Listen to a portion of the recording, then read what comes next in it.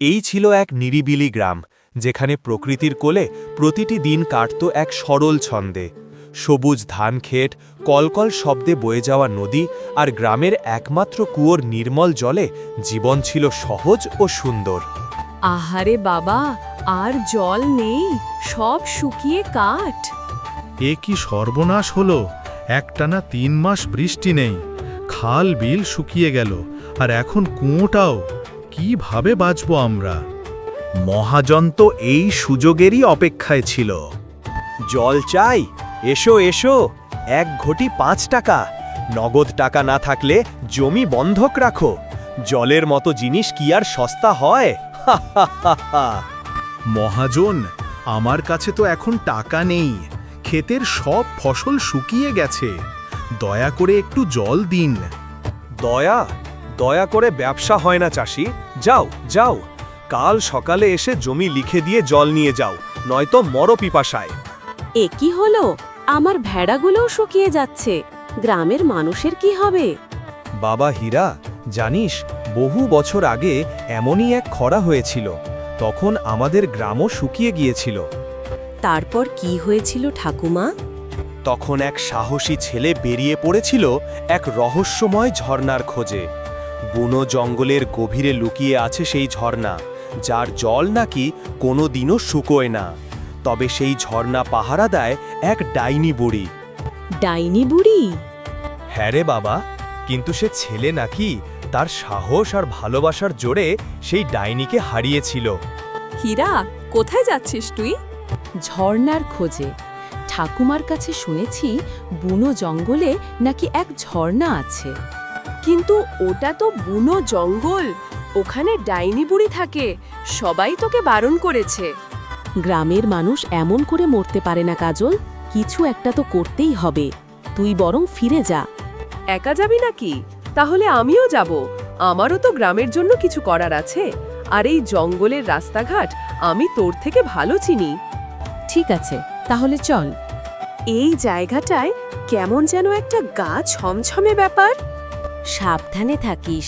ঠাকুমা বলেছিল ডাইনি বুড়ি নাকি এই জঙ্গলেরই গভীরে থাকে। হীরা ও কাজল যখন বুনো জঙ্গলের গভীরে প্রবেশ করছিল, তখন সেই জঙ্গলেরই অন্য এক অংশে এক ভিন্ন জগৎ ছিল বিদ্যমান। দাদা, আর কতক্ষণ এখানে থাকব?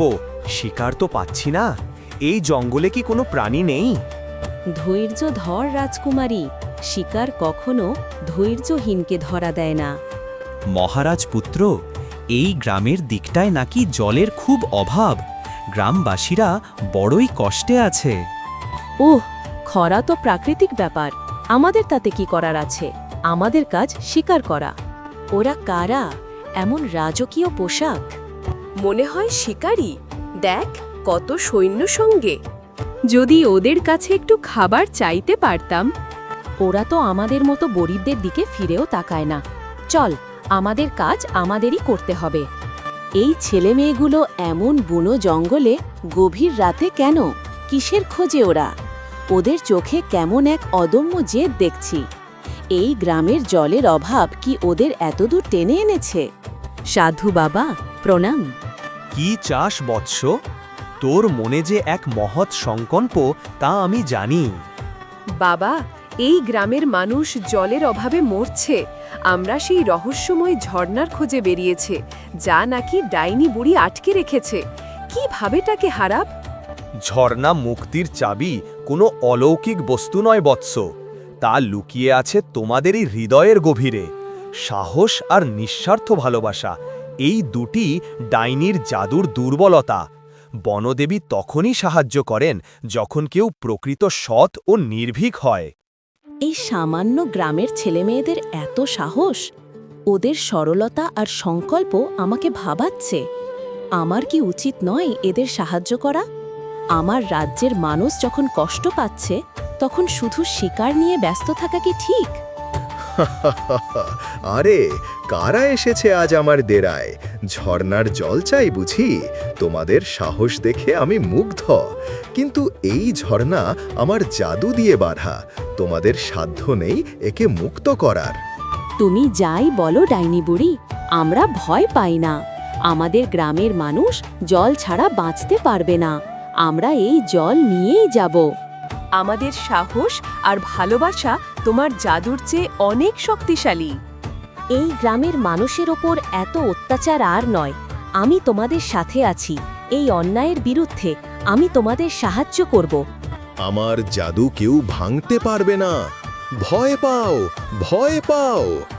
আমি ভয় পাই না। আমার ভেড়া, আমার গ্রাম, আমার মানুষ, তাদের প্রতি আমার ভালোবাসা আমাকে শক্তি দেয়। আমাদের বন্ধুত্ব, আমাদের একতা, এটাই আমাদের সবচেয়ে বড় শক্তি। এ কি হচ্ছে? আমার জাদু দুর্বল হয়ে যাচ্ছে কেন? সাহসী সন্তানেরা, তোমাদের সাহস আর ভালোবাসার জয় হয়েছে। এই ঝর্ণার জল শুধু তোমাদের গ্রামের জন্য নয়, সবার জন্য। তোমরা দেখিয়েছ সত্যিকারের শক্তি ধন সম্পদে বা জাদুতে নয়, তা লুকিয়ে আছে মানবিকতার গভীরে। জল, জল এসেছে। আমরা পেরেছি। অসাধারণ। এ কি করে সম্ভব? কোথা থেকে এত জল এলো? আমার সব ব্যবসা শেষ। মহাজন, এখন আপনার কুয়োর জল কে কিনবে? আমাদের ঝর্ণা ফিরে এসেছে। আমি তোমাদের কাছে লজ্জিত। আগে তোমাদের কষ্ট বুঝিনি। আজ থেকে আমি শুধু রাজা নই, তোমাদের বন্ধুও। এই গ্রামের উন্নয়নে আমার যা কিছু করার আছে আমি করব। দীর্ঘজীবী হও রাজকুমার। তুমি তো শুধু রাজকুমার নও, তুমি আমাদের বন্ধু। রাজকুমার, আমরা হয়তো পারতাম না রাজকুমার। না হীরা, তোমাদের সাহস আর নির্ভীকতাই আমাকে পথ দেখিয়েছে। আমি তো শুধু তোমাদের সঙ্গী ছিলাম। তোমাদের ভালোবাসাই আমাকে সঠিক পথ দেখিয়েছে। সত্যিকারের বন্ধুত্ব আর সাহস থাকলে যে কোনো কঠিন পরিস্থিতি থেকে বেরিয়ে আসা যায়। এই গল্প আমাদের শেখায়, জীবনের পথে যতই বাধা আসুক না কেন, যদি আমাদের হৃদয় থাকে অদম্য সাহস আর নিঃস্বার্থ ভালোবাসা, তবে প্রতিটি অন্ধকার পথেই আলোর দিশা মেলে। আর সেই আলোই আমাদের পৌঁছে দেয় সাফল্যের চূড়ায়।